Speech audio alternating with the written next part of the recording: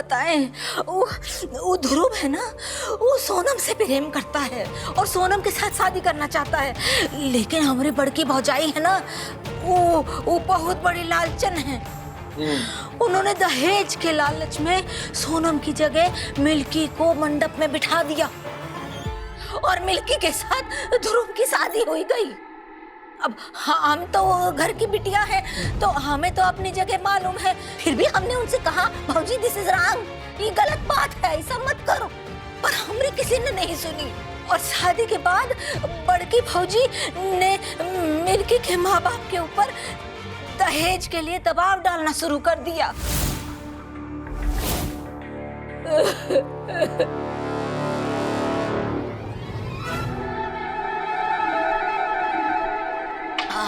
चीनी कम। हाँ इंस्पेक्टर साहब, आप ही बताइए, मिल्की के माँ बाप के पास कहाँ से इतना रुपया धरा है कि वो किन्हों को दहेज दे देंगे? और उधर सोनम के माँ बाप को लगा भैया कि सोनम की तो बेइज्जती हो चुकी है, तो उससे कौन शादी करेगा? तो उससे शादी कराने के लिए तो दहेज देना ही पड़ेगा। तो वो दहेज का पोटला उठा के ही प्रयागराज में आ गए। तो भौजी को लगा कि मिल्की को रास्ते से हटाने के लिए और दहेज पाने के लिए मिल्की को जला देना ही बेस्ट है।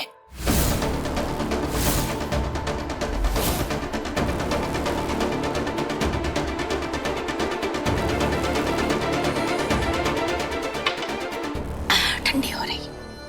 हमने तो बहुत कोशिश की मिल्की को बचाने की, लेकिन किसी ने हमारी बातें नहीं सुनी। आप हमारी सुन लीजिए, हम एकदम इनोसेंट हैं, हमें फ्री कर दीजिए प्रभु।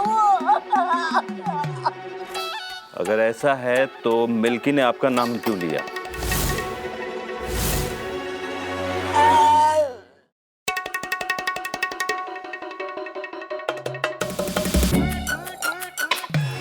दिमाग चलता है ना चाय से। हाँ तो क्या होता है ना कि गेहूं के साथ घुन भी पिस जाता है ना भैया, बस वही हुआ। मिल्किया कछु समझ ही नहीं पाई बेचारी। वो तो रसोई घर में खाना पका रही थी और उधर बड़के भैया दन्न से निकले अपने कमरे से, उनके पीछे भौजी लपकती हुई निकली। रसोई घर में पहुंचते हैं तो क्या देखते हैं, भौजी ने उठाया तेल और मिल्की के ऊपर छिड़कना शुरू कर दिया और भैया ने धै हमें साइड पे किया। माफ करना भाई जी, मार आग लगा दी। तो मिल्की बेचारी का जो समझ ही नहीं पाई और गलतफहमी में हमारा नाम ले दिया। ठीक है ना भैया? बिल्कुल। हाँ। अब आपने इनका बयान तो सुन ही लिया होगा और आप समझ गए होंगे कि इसमें इनकी कोई गलती थी भी नहीं, बल्कि ये तो उनकी मदद करने जा रही थी। ये रहे उनके जमानत के पेपर्स, देख लीजिए।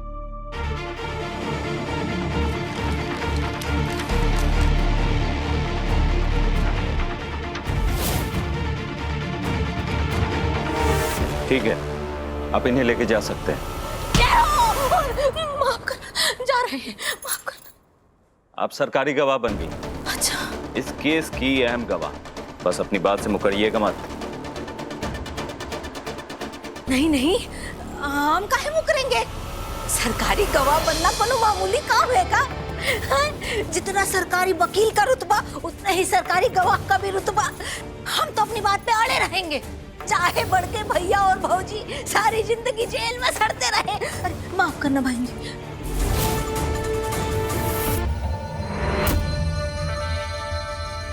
चलिए चलते हैं, सुनो जाओ। अच्छा नमस्ते।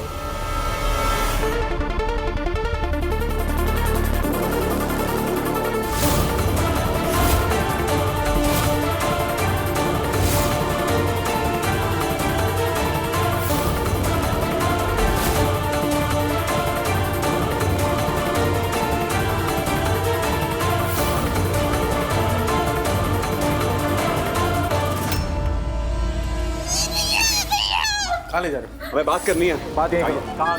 यहीं पर सामने।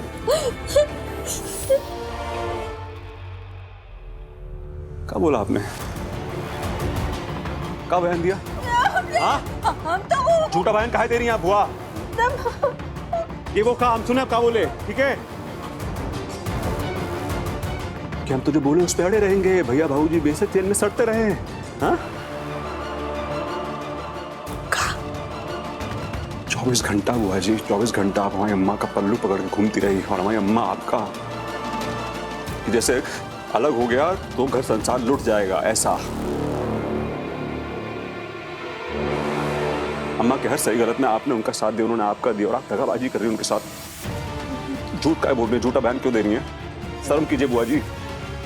हमारी अम्मा के साथ जो आपका स्वार्थी रिश्ता है, कम से कम उसके बारे में तो सोच लीजिए।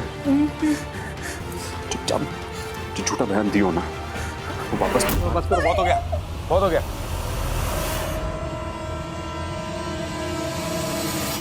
और अपने बाप की तरह अपना दोष किसी और पर मरना छोड़ दो, समझ रहे हो तुम? काहे बरस रहे हो अपनी बुआ पर? हैं? सिर्फ तुम्हारे रिश्तेदार है, हमारी कुछ नहीं है क्या? हैं? अरे तुम्हारे घर की लड़ाई में ये कहा को जेल में का दोष है इसका? सिर्फ इतनी सी गलती है कि तुम्हारे घर में रहती थी और तुम्हारे माँ बाप को समझाने के लिए उनके पीछे पीछे घुमा करती थी, यह दोष है उसका। लेकिन तुम्हारे माँ बाप तो घमंड के घोड़े पर सवार थे, लालच के चाबुक हाँक रहे थे इस पर। बेचारी मिल्की को फूंक दिया उन्होंने और आगे सरकारी आवास में। इस पूरे वारदात में इस बेचारी का कोई दोष नहीं है जो तुम्हारे माँ बाप के साथ ये जेल में सजा काटे। हाँ पक्की बात है भैया, काहे सजा भुगतेंगे हम उनके साथ? हाँ? काहे भुगतेंगे हम? आप तो भुगतेंगे बुआ जी आप। और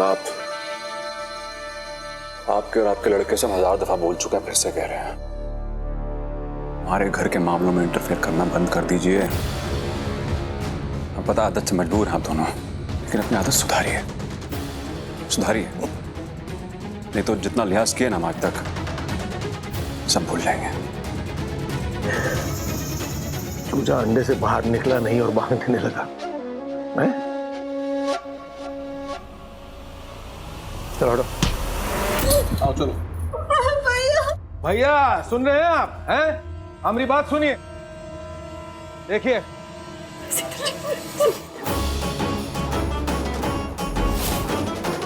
हमारा बेटा जब आपके पास आया था तो आपने हमें फोन करके बुलाया और 1000 बातें सुनाई थी ना। अब ये देखो सबके सामने हमें धमकी दे रहा, आप कुछ नहीं बोले। अरे का उनसे का बात कर रहे हैं, हमसे बात करिए ना आप। और ना ही हमारे सामने, ना अपने लड़के को हमारे सामने लाइए। हम आपके घर में घुस के ना बदतमीजी नहीं कर रहे हैं, हम आपसे सवाल कर रहे हैं क्योंकि आप हमारे साथ गलत कर रहे हैं। देखिए आप लोग चलिए यहाँ से, वरना आप दोनों को लॉकअप में डाल देंगे, फिर लड़ते रहिएगा। देखिए भाई साहब, बात बस इतनी सी है कि हमारी बहन हमको सालों से राखी बांध रही है, उसका कर्ज हम उतारने के लिए आए हैं बस, और हम उसे साथ में ले जाएंगे, सिंपल सी बात है। इसलिए इस बात को लेकर आपको इस पर या हम पर भड़कने का कोनो मतलब नहीं है। अगर आपको लगता है कि मतलब बनता है तो आप और अपना बेटा जो बन पड़ता है कर लीजिए। हम क्या करेंगे? बस ध्रुव बेटा, बस अब तुम कुछ नहीं बोलोगे। मत झूठ बोल रही है। नहीं, ले जाने दो शीतल जी को।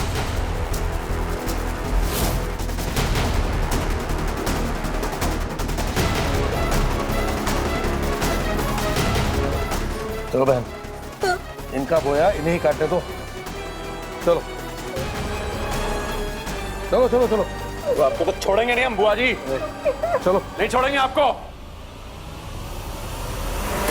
अरे रुको हमको अम्मा, बाद में बुआ जी को हम और देख ले क्या किया आपके साथ।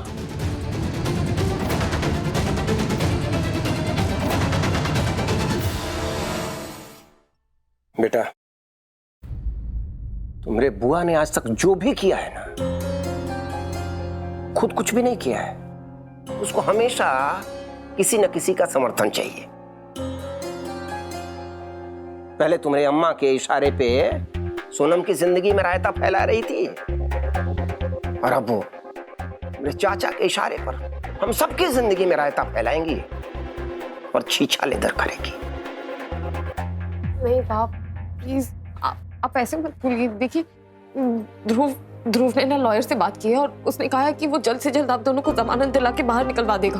आप टेंशन मत लीजिए पाप, प्लीज। हम कोई ना कोई रास्ता ढूंढ कर निकालेंगे आप दोनों को बाहर निकालने का।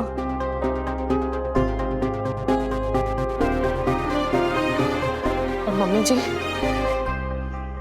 बुआ जी ने जो कुछ भी किया आप उसकी वजह से परेशान मत होइए। उनकी झूठ बोलने से सच थोड़ी छिप जाएगा। चुप, एकदम चुप। रहने दे ये सब। अपना ये ढोंग दिखावा ना अपने पा के सामने करना।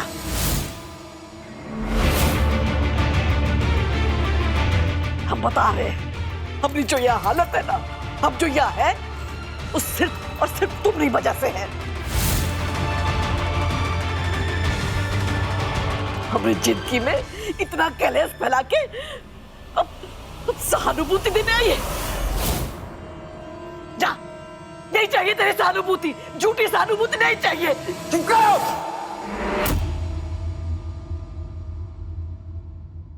चिल्लाने से अगर सच बदल जाए ना तो हम जो तुमसे ज्यादा चिल्ला सकते हैं।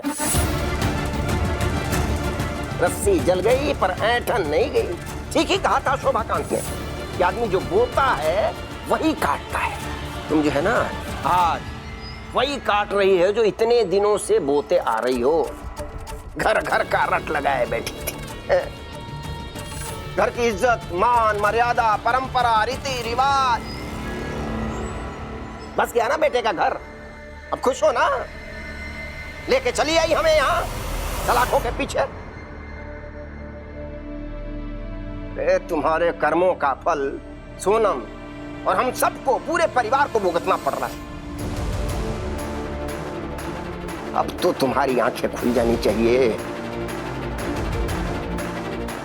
नहीं पर तुम्हें क्या फर्क पड़ता है?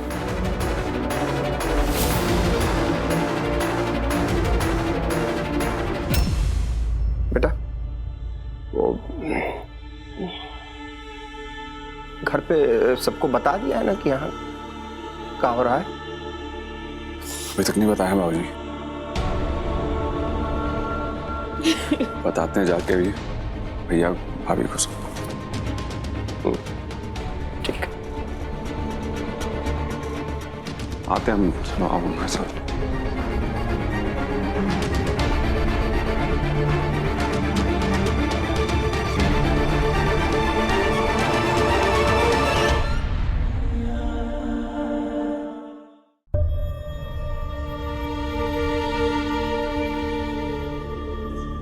असली पति पत्नी तो यही लोग लग रहे हैं।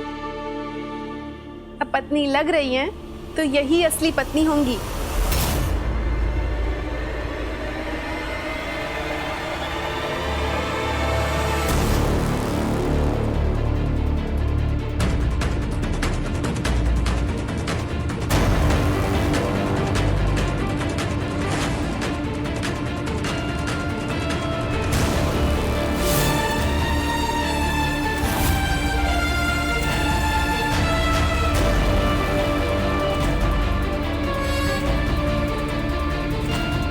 हम हमेशा से तुम्हें मात देते आ रहे हैं सोनम, लेकिन जीतने की खुशी कभी महसूस ही नहीं कर पाए।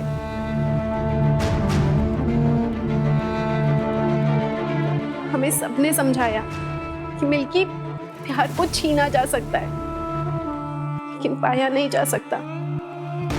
सब कुछ होने के बाद आज जाकर हमें एहसास हुआ, इसलिए हम यहाँ आए, तुमसे माफी मांगे। अब हम तुम दोनों के बीच में नहीं आएंगे सोनम।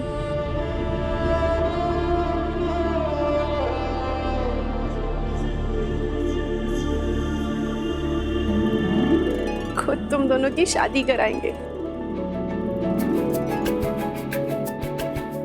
हमने सबका तमाशा देख लिया, लेकिन किसी को कुछ भी हासिल नहीं हुआ। लेकिन अब शादी होगी और इसी थाने में होगी, और हम करवाएंगे।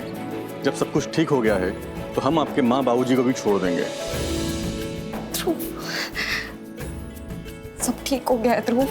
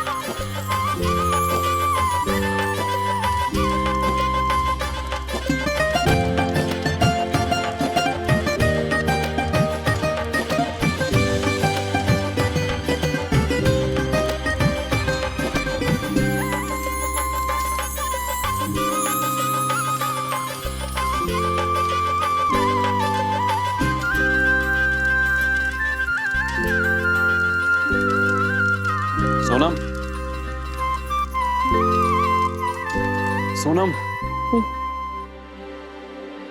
क्या हुआ?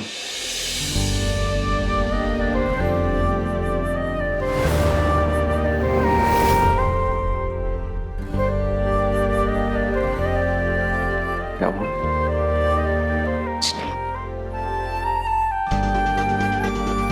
बस एक सपना है जो पूरा नहीं हो पा रहा है ध्रुव।